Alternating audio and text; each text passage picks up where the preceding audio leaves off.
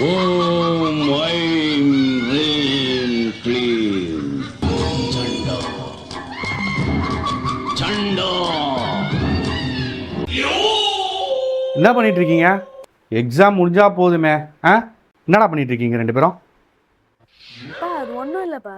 இப்போதான் ஒரு வீடியோவில் பார்த்தோம். அதில் என்ன சொல்லிருந்துச்சுன்னா பேய்கிட்ட எப்படி பேசணும்னு சில டிப்ஸ்லாம் சொல்லியிருந்தாங்க. ஸோ அதான் நாங்கள் ட்ரை பண்ணிட்டு இருக்கோம்.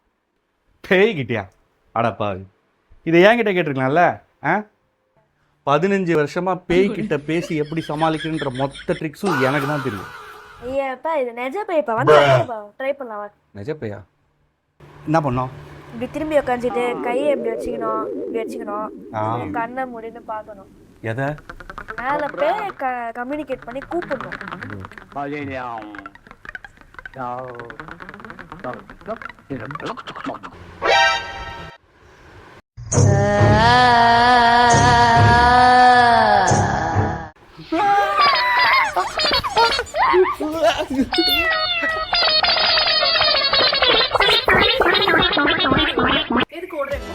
என்ன நடந்துச்சு?